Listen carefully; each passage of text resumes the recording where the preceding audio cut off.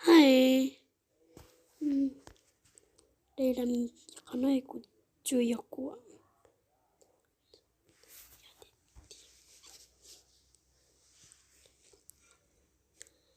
Hay. Để nhắn là bé tiền ạ. Chia lại. Chào. Chào. Còn tầm mông, bé gì sân tầm mông cho nhớ dùng.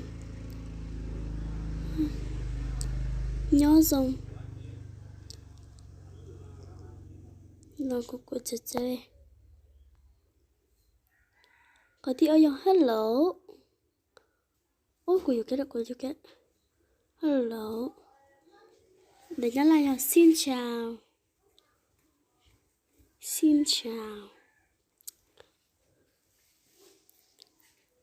Tầm mông nhớ dùng thi á. Linh mua nghĩ ý giả xin ơi.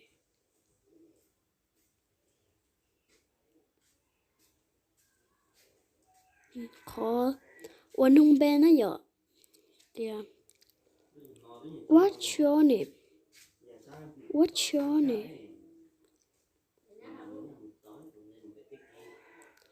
Câu hỏi gì? Dịch sang tiếng Kinh nhờ. Tên của cậu là gì? Tên của cậu.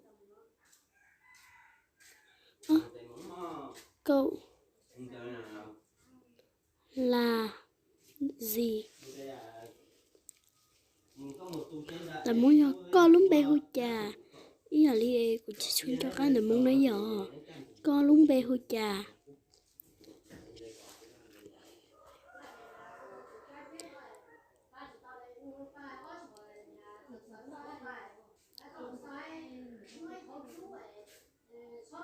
Chà. Tao nói tê cho khó nói là nữa. Giỏi chứ không giỏi. Nông bê tê giờ muốn nông sức khỏe tê. Nông sức khỏe á. Lời gì trả lời câu hỏi. Trả lời tê.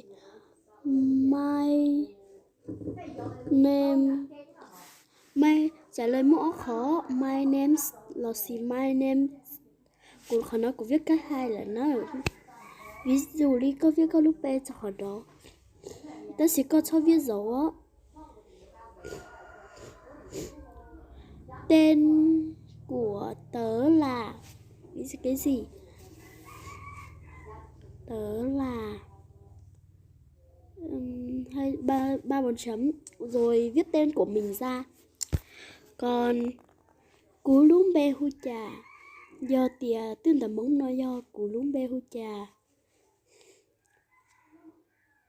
chỉ do cú lúng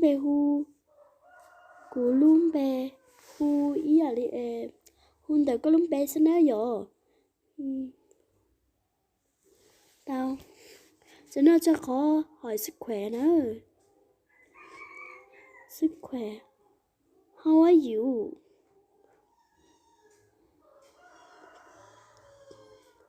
How are you? Are you?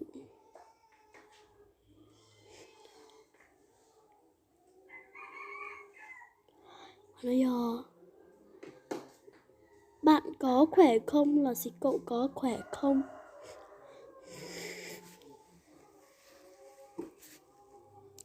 Cậu có khỏe không? Không.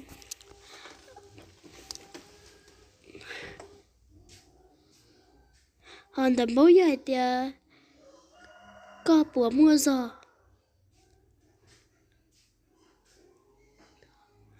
Bùa. Ô cô của yêu cái là su. Ô chị. Xe. Chị cho là nói giờ tìa có bùa mua giò. Bùa mua giò gai kéo lu xì su. Gai kéo lu. Có bùa mua giò với mẹ ai nữa. Cho khởi chỉ chào Việt Nam mua giò. Cho khó tao nó họ cho họ tao nó tiền lo nông cho yêu bao giờ xong nó ý là lấy của cái ý xong cậu ý xong á hiểu chưa how old are you how old are you how old are you ví dụ kể là chúng ta viết hả ví dụ dịch sang tiếng Việt kìa cậu bao nhiêu tuổi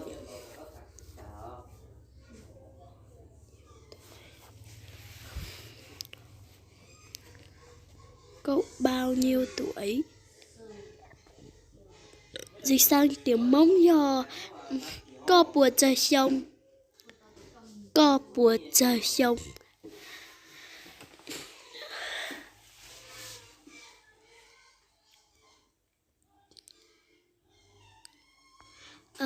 chả nói tê hơi là cho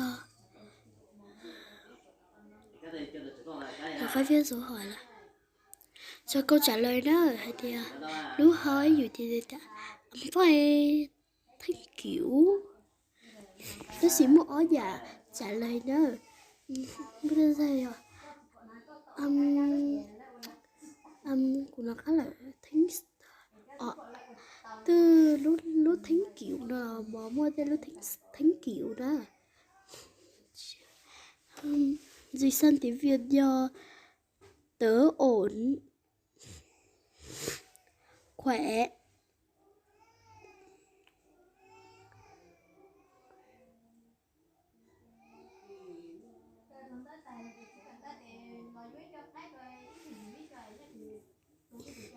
dịch sang tiếng Mông do cô nhớ cô mua giò nhớ rồi nhớ rồi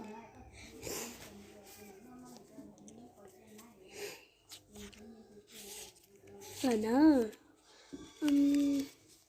họ thì trả lời how old are you nữa thì phải chịu 11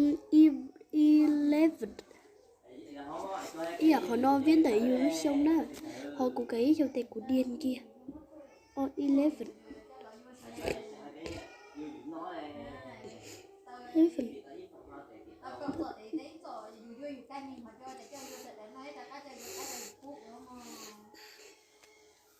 họ tao nói tớ 11 tuổi 11 tuổi